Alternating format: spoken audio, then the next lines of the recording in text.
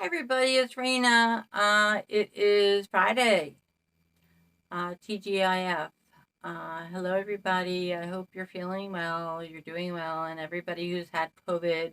I know a lot of you have had COVID recently, and you're getting better, and that is a wonderful thing. And we're always remember to say your prayers. Um, I like I'm Christian, so whatever prayers you like. It can't hurt to say them during the day. And remember, when you do a intention or a spell or a cleansing or anything, remember to say your prayers or a meditation before and after. I use the 23rd Psalm and I use the Lord's Prayer because to be for protection. And I wanted to show you my smudge stick. It's ancient, but it's still going. It doesn't take much smudge. It smells really good, and it flames up at first a little, but then it just scents the house. I really don't know what it's made from, but I ordered it from a company, and it's still going strong. So, and I like I have these. I like the ball candles. They're pretty, they're decorative, and at first they were hard to find, but now they're a little easier. But you can use any kind of white or blue candle. White is preferred, and then the blue is for psychic energy. And okay. Well, I wanted to tell you, I thought more about my last vision with the first connection with Gabby, and what she said. That she said two bodies, and then she said Robinson, and that was what I got out of the first thing. And at first I thought the two bodies might have, been something to do with Florida or something, but no, I don't think so. I think the two bodies were Kylan and Crystal. I think that Brian had something to do with their death.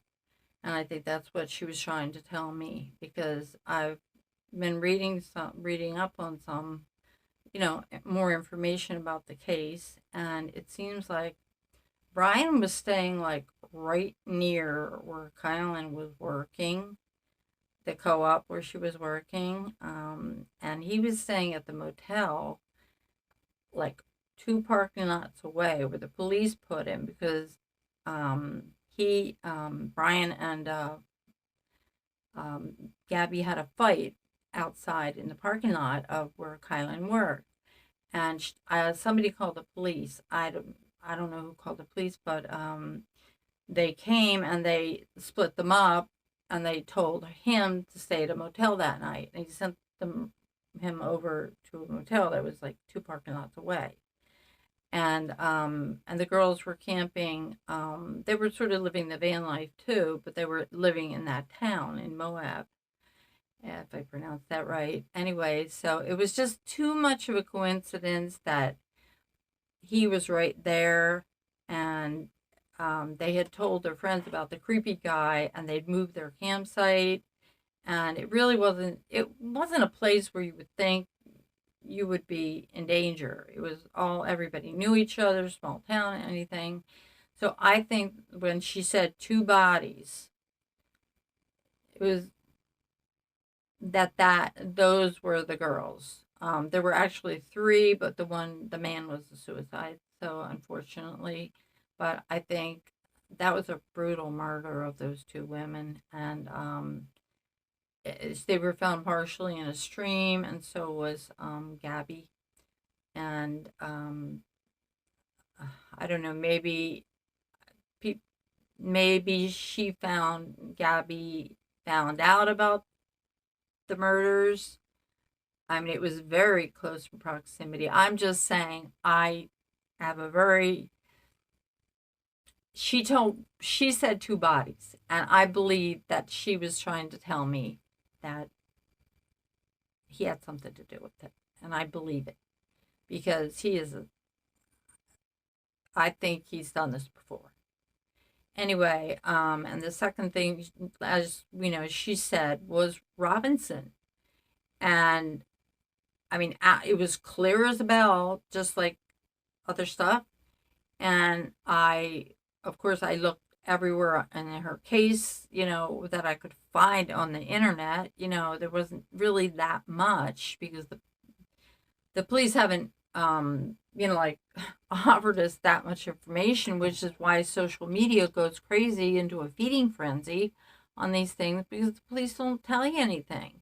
But then they say, well, they could be giving away a clue or something. Or if he says, well, I heard I did it, I didn't do it. I heard this on the news. I'm only admitting to whatever.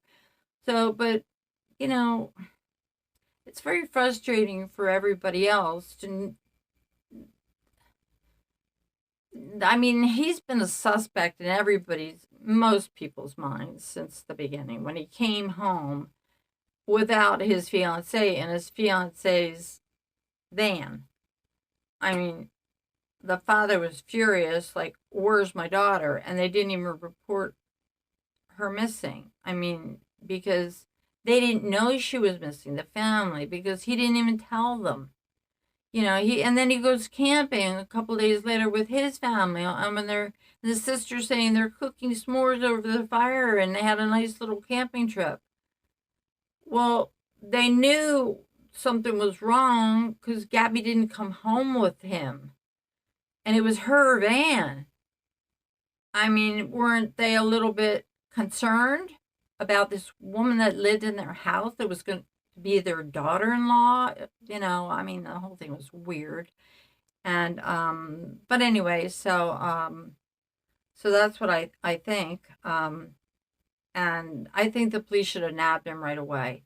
I know if it was Sheriff Judd from Polk County or a lot of other sheriffs, they would have grabbed him. And I really think the police were remiss in this. They should have grabbed him right away. They give him so much time to clean the van, to escape, all that stuff like that. But anyway, so the Robinson thing, I, looked it up on the internet. I thought, well, I'll check if there's a Robinson, Florida, just in case. I've never heard of a Robinson, Florida. It's just like a long shot. So, but why did I hear the word Robinson? Why did she say Robinson? So, sure enough, there's a Robinson preserve, tower, camping area, picnics, vacation spot, in Florida where there's lots of little islands and waterways and beautiful scenic things. And it's a half hour from the Laundrie's house. And it's an hour from where they're looking right now at the Carlton Reserve. Now, I don't know what the FBI is thinking. They might be doing something else completely. But it's an hour from where they're looking. So, and they're wasting all this money looking there in the swamp. This place doesn't look like it has that much swamp. It just looks like it has a whole bunch of islands. So what I did is I called Dog again. And because I don't really trust the FBI after what they haven't done with the Summer Wells case, and I know it's going to be okay because I've seen it. I've seen she's going to be found. And I'm still gonna write those letters, but I'm waiting a little bit till the weather gets a little bit colder and the leaves start to turn more before I write Dave Rader. Because I believe in EcoSearch and I admire and respect Dave Rader and his team and what they do. And I think they're wonderful. And this will be the fourth time they go out. So I want to hold it off. I don't want to say, encourage them to go out now because not that I think my word has so much to do with anything, but I want the spirits, the forces that are going to make this happen because it's going to happen. I've seen this and I've seen Summer at peace because something happened to break this whole thing open. Dawn and Candace can have fun playing games in prison if Dawn lives that long. But anyway, so what was I talking about? So anyway, Summer's like on the back burner. She's finished talking to me. She's finished telling me things. She's still in my dreams and everything like that. So when I saw the Robinson Preserve in Florida, I was like, this can't be a coincidence. Gabby told me that. She told me that. And it was how close of a coincidence can this be that it's the other way, the same distance, and there's more islands. It's more secluded and it's more towards the ocean. I mean, that was pretty darn close. So I called Dog and I explained it. He wants you to leave your number and he'll call you back, which is really nice. You don't get a recording like an FBI thing. We'll leave your name and number, and we'll try to get back to you in about a year. He wants your number, but I said it wouldn't. I'm Rhonda from Delaware, and it wouldn't. This I received a tip from someone who knows Ryan, and she's in touch with him sometimes. I wasn't lying. I was using Gabby because she gave me the tip. And she said she knew where Brian was because occasionally she talks to him. And I said, I don't know her user. She only goes by a username. I said, it's on social media. I don't even know her real name. I said, well, she knows him. And I asked her why she didn't turn the information in if she knows where he is because he had told her. And she said, oh, I don't want to get involved. I'm afraid. I said, I'll turn your tip in for you. And she said, I can't really tell you. And I said, well, give me one hint. That's how I put it. And she told me the word Robinson. So I figured the rest out myself. That I wasn't lying. I was just, because, if you say it's psychic, I mean, so anyway, I think Dog would be more, receptive to the idea of a psychic, but anyway, I didn't want to chance it. I wanted it to be taken seriously, so he can call me back. It was, still caller ID if he wants, but I really can't tell him anything else, so I trust him more than, like I said. So anyway, I did that, and if I get more, I did get something last night. It wasn't any information that I could use, but it was a connection that shows I'm getting stronger connections. And I was concentrating when I went to bed. I went into a little meditation and I asked Gabby to talk to me if she was available, if she wanted to talk to me. And I suddenly felt myself in a state of consciousness, like consciousness of being aware that she was there and she was saying something. And there were three sentences said, and they were all from different conversations, and they all ran kind of together. And the conversations, a voice would say a word softly, and then it would say loud, like a man's voice, and then it would be a soft, and then loud, and then it was kind of like I was kind of shocked, like it was loud, and it was like a male's voice, and I knew the man was like Hispanic looking, dark, and I could see him at the end of the sentence. This is the vision, so you have to kind of go along with me here.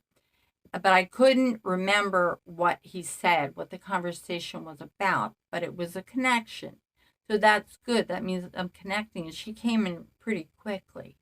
So that was a step forward, so I'm not counting it as a loss. I mean, we did connect. And I think the voice was probably Brian's voice, the loud part. It was a sentence that they both made together, but hers was soft and his was the loud voice, like my dog is making barking noises right now. And Sammy, stop it. Anyway, sorry. So anyway, that was a connection. So that's what I have for that. And there's another case about Daniel Robinson, and he has been missing since May, and in the Arizona desert. One of our people reminded me of that, and but I don't think it's connected at all. But that's another case I'd like to try to see if I can get anything on. But I just want to concentrate on these two at the time. As soon as Brian is found, I know he's near his family. I know this. I just feel it that he's not on the Appalachian Trail. He's too much of a weenie.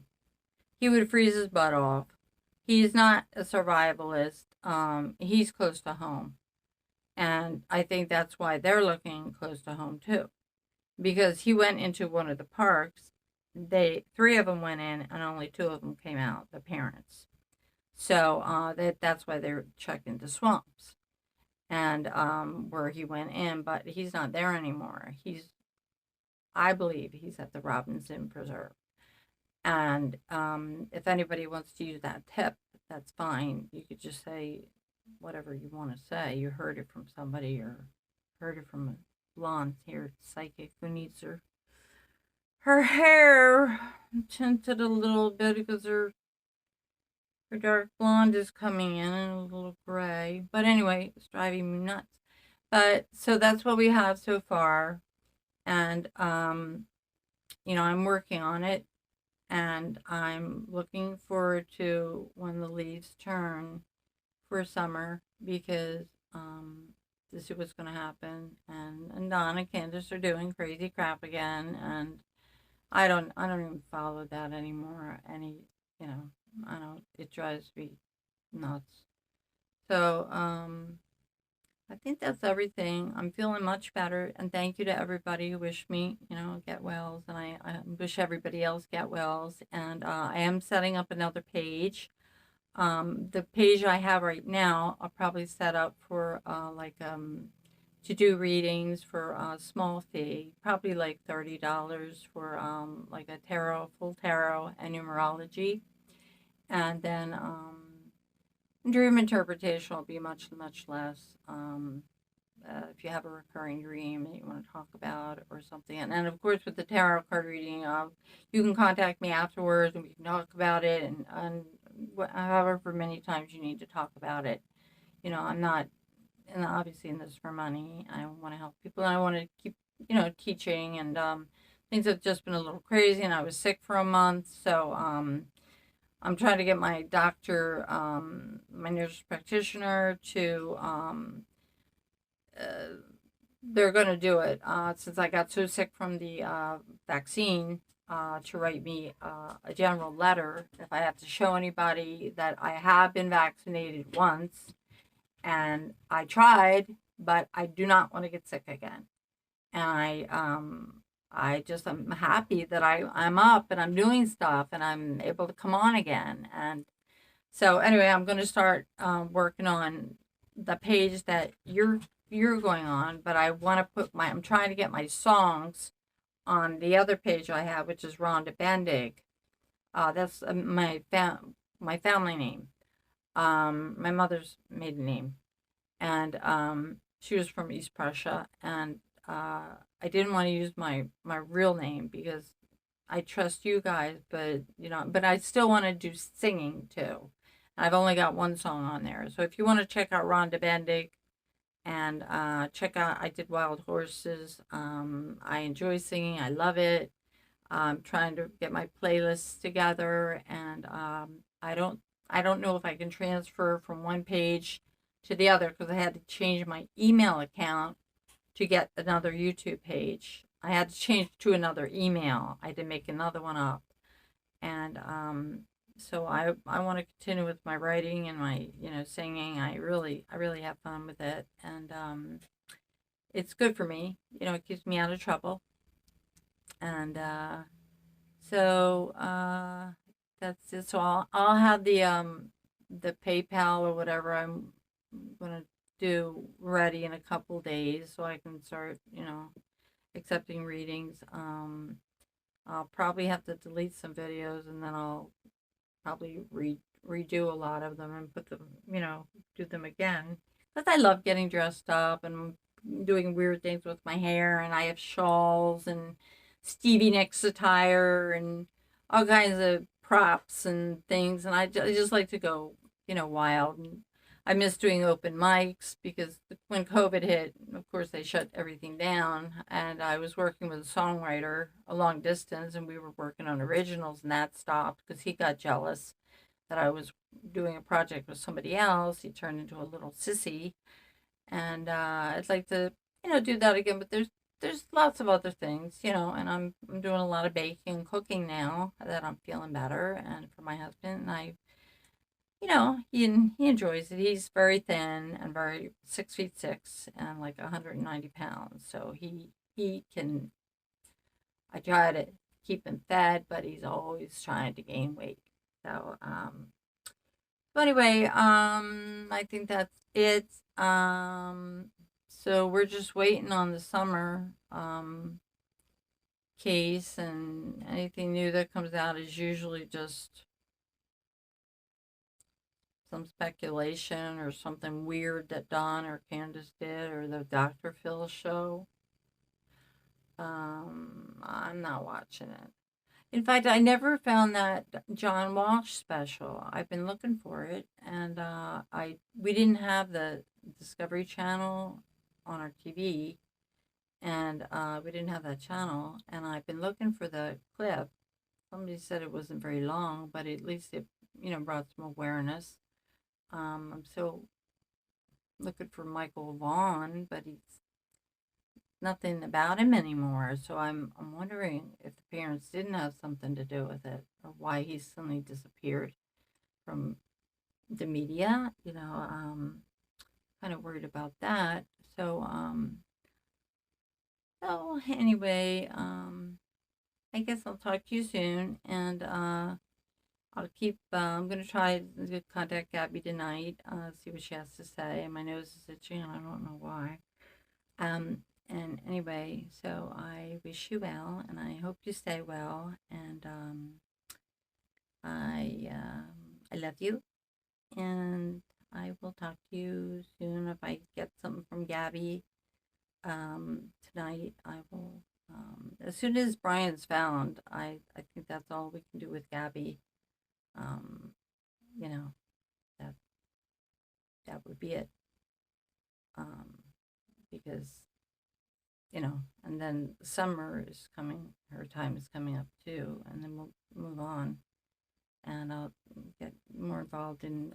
And anybody wants to suggest what we can do next? Um, we can do curses. Does anybody have a family curse they'd like to share? My family has a curse that we,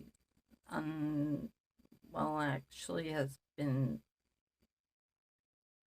it's been shared with others, and my sister and I kind of discovered it, and my mother, we put two and two together because it was happening way too often when people really did something nasty to us. Something would happen to them. And I don't know if we were like the last grain of rice on the scale, that, you know, something would happen. And it's happened like recently, like in the last 10 years, quite a few times to me, that something, and I know there's these little entities, like I said, that follow me around that enjoy causing pandemonium, not to me, but other people who mess with me. And I don't conjure them, I encourage them, nothing like that. I don't do that because I don't want to bring bad karma on myself. And because what you give out, you get back. And I have a hard life like anybody else. I have runs of bad luck. Things happen to me. Um, I'm no different than anybody else. You know, so we could. I'm trying to figure out what we can do next. We can do the tarot, um, but I don't know how. It took years and years and years to learn the tarot. Um, so I'll figure something out. I still want to tell you about heaven, experiences I've had with angels, things like that. Experiences I had with those that passed, and there's somebody right now, and a good friend of ours, his mother is about to pass. She just had her hip replaced, and she broke her leg. She's 90, And this morning, I drew a card, and I didn't know a card had flipped out of the deck. I closed my eyes, I shuffled, I was waiting, to do it like a little 3 card spread. And a card flipped out of the deck, and I didn't notice. And I opened my eyes, and there in the right about this far away from me was the death card, and it was in a beautiful, perfect position. And I said, well, she wants her leg was horribly infected after the cast came off, where she broke her leg, and she really kind of wants to go. They're going to put her on hospice, and I feel it's going to be any time she's going to go. And you know, I I don't I don't want to say I hope she gets better, because I don't think she wants to be here anymore. And I think I just want her to be medicated, comfortable. Our friend is a really good friend of my husband's. They've known each other since boyhood, and so I saw the death card, and it doesn't mean death in the tarot, but it was very clear what the card meant. So it meant there's going to be a death very soon, and it was actually the father of the son that committed suicide, where I saw I predicted where he was.